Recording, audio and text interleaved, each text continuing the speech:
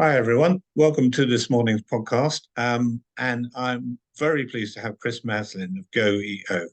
GoEO stands for Employee Ownership. Uh, and I just wanted to introduce Chris to you because he's a fascinating guy. I had a wonderful conversation with the other day.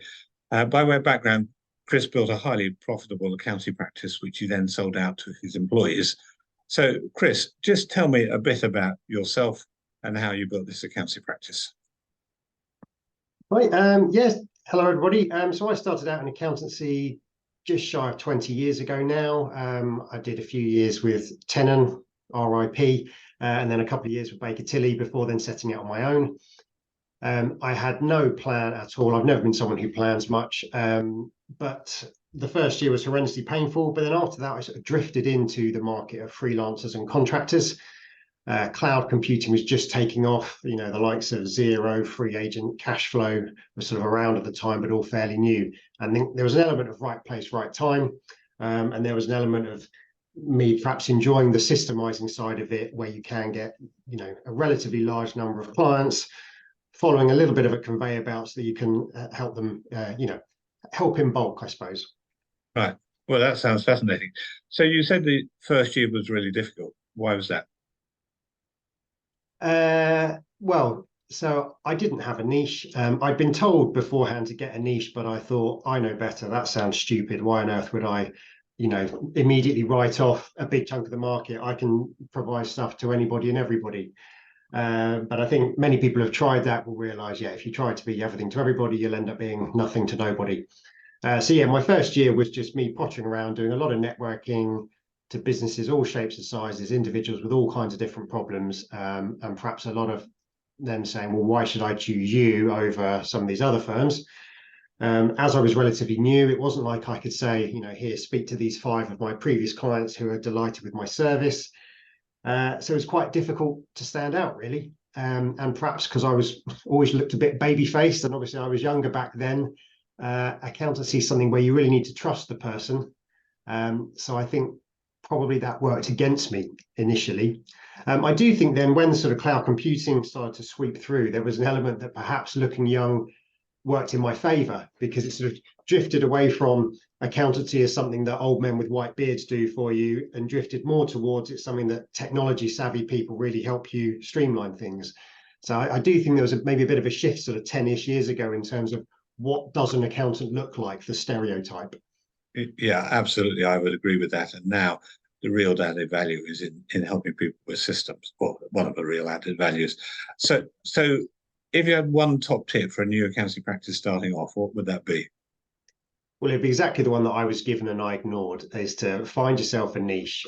So if you've already got some expertise that's, not just general practice accountancy, but there's an area you specialize in, it could be a specific sector of the market, like, medical or tradespeople or whatever it may be. It could be a specific software package, but just something where when people land on your website, they go, oh, this is the accountant for me, rather than going, right, here's one of 10 accountants who all seem much of a muchness and don't particularly speak to me as an individual. Right. Okay. I would agree with that. If you're listening to this video and you want further resources, I'll put a link to Daniel Priest's Key Person in Influence in there in the links below, because it's very good on becoming a specialist. Right. So you sold out to an EOT.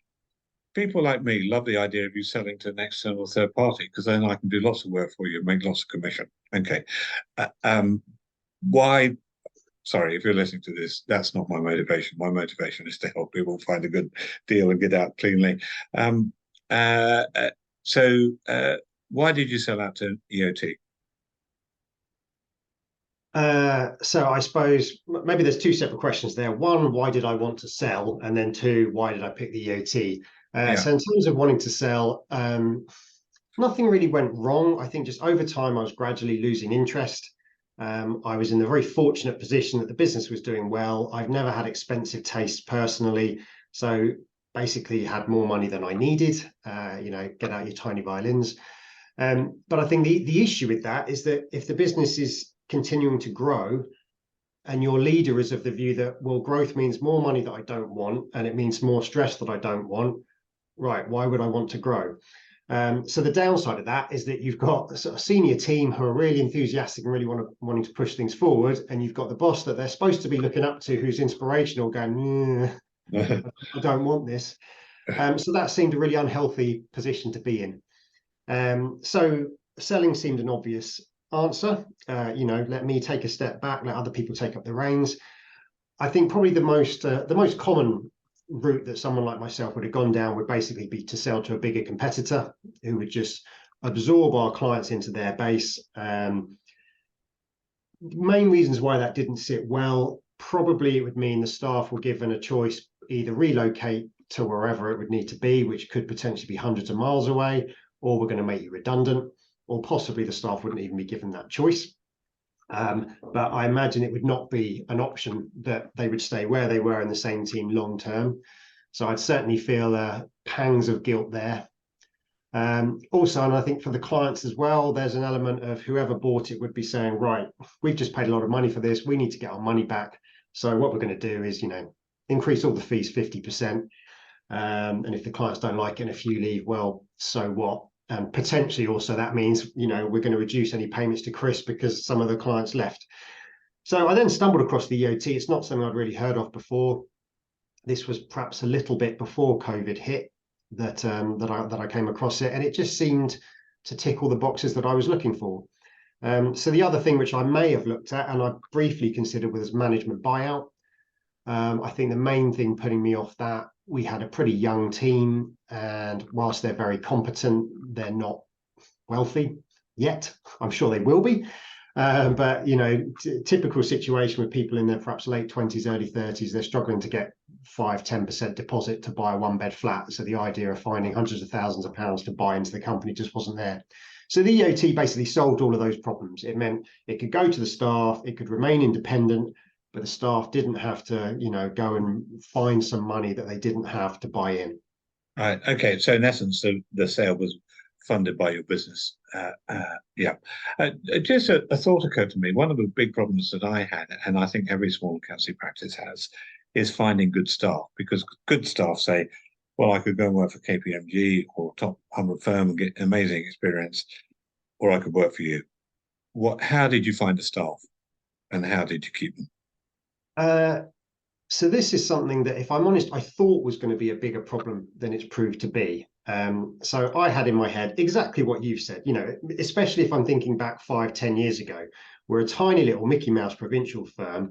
Who on earth would want to work for us when they could go and work for some much, bigger, more glamorous firm that everybody's heard of? I think one of the things that helped us is we've always focused on taking on trainees.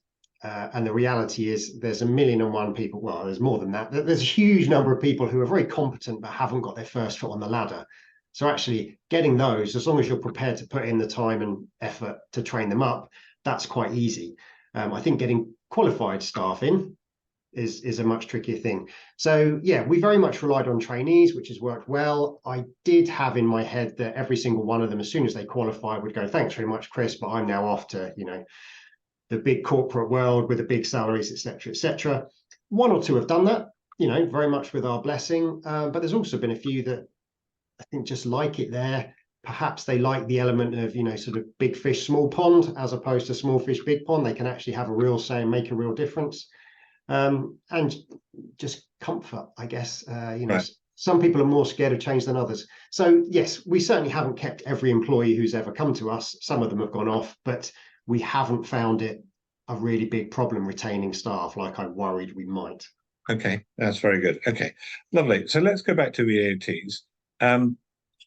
Just tell everyone a bit about what you're doing now. So what I'm doing now, I basically got a few fingers in a few pies. So it's maybe worth stating with the EOT that it doesn't have to be an all or nothing sale. So to get a lot of the tax perks, which if you're not aware is generally that it's a totally tax-free sale for the founder. Yes, that did appeal, I won't lie. And also there's some tax-free bonuses that the employees can get each year. But to get that, you have to sell a controlling stake. So, you can't just sell 20% and get all these lovely perks. So I did sell a controlling stake to the EOT, but I retained a non-trivial minority stake. Since then, for what it's worth, a little bit of that I've sold on to the most senior employee there. So sort of almost a mini management buyout thing going on there, because I'm perhaps deviating from your question, but I think it's maybe relevant in terms of the EOTs. If there is a downside to the EOT, it's that no one's particularly tied to the business. So, you'll hear the phrase skin in the game, where you've got a lot to lose if the business goes bust. But if you've got a company that's 100% EOT owned, the worst the staff can do is lose their job. So if they get an amazing job offer elsewhere, why would they stay? Yeah. Coming back to your point, when you make so what am I doing now? That was your question. Apologies. Yeah. So I'm still, I probably spend, the equivalent of 1 day a week working on Maslin's. So working with the managing director there. I'm not the managing director anymore. Helping with the staff engagement side of things, just trying to make sure that everybody's happy, that they're on top of stuff. But I'm not client facing anymore. I'm not doing, I'm not answering client queries. I'm certainly not doing any accounts and tax returns. I wouldn't know how to. Aside from that, I've got another little side business, MVL Online, which is perhaps surplus to requirements today, but that takes up a little bit of my time and ticks over in the background. But my main focus is GoEO, as you mentioned at the beginning. Basically, what I might call IKEA-izing the transition of businesses into employee ownership. So at the moment, it's something which there's quite a few providers out there helping you do it. And when I say providers, I'm mainly talking about law firms here, but this also includes accountants, because there's things like the valuation, the tax clearance, that side of things. But it all feels quite disjointed. It all feels very bespoke. It all feels a bit old-fashioned. So it just seemed to me that there's a market out there for someone to come along and, productize it and saying, right, you've got to be a little bit open to the fact that, you can have any color as long as it's black, but as long as you're happy with that, we can do a great service for a very, very cheap fee, and it will be very efficient and smooth for you.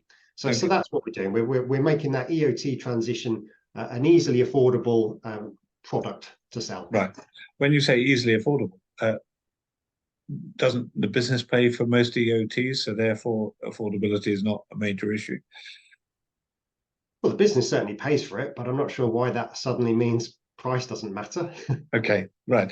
Right. Okay, so just give me some top tips then. So basically you're making EOTs happen in a way that's efficient and helpful to people. Yeah. So give me some top tips about EOTs. What would you put in place if you were engineering an EOT? So I think key things to consider, not over-egging the valuation. I mean, I've heard a few people say, oh, EOTs are wonderful because it's tax-free and you can basically pick your sales price. There is some truth to that, but I think anyone who goes down that route will end up finding it biting themselves in the backside. So it's certainly strongly recommended that you get someone to independently sign off your valuation, and that's the upper limit that you can sell for. But the reality is, if you ask enough people, you'll find someone who will agree to sign off some crazily high valuation, and then that's what you sell your business for. The big problem with that, from the founder, even if the founder, let's assume the founder has zero ethics and is purely focusing on maximizing income, the big problem with that is that it's the business that has to pay them out from profits. So if you've got a war chest on the balance sheet, great, you can get that out as a day one payment, but then predominantly you're generally paid out of future profits of the business. And if the staff get to the stage where they think, well, hold on, to pay this off, we've got to slog our guts out, make loads of money for 10, 15 years with all of that going to the founder, why would we bother with that? And then you're in the situation where if a few of those key staff think, yeah, this isn't worth it, I'm going to go and work elsewhere. If the business that you sold then goes kaput, you're not going to get any further payments. So I think while some people feel like the valuation should be this technical whizzy thing done by high-flying accountants, it comes down to a much more practical perspective of what can the business realistically afford to pay while still giving some incentive for the staff to make it work. So typically multiples of EBITDA or 3 or 5, that sort of level? Exactly that.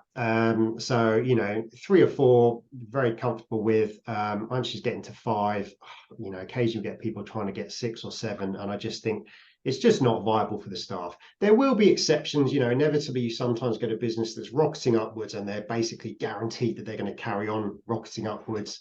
Yeah, no guarantees in this world, but maybe then there's a justification that actually the staff don't need to do anything particularly amazing and profits will continue to shoot up.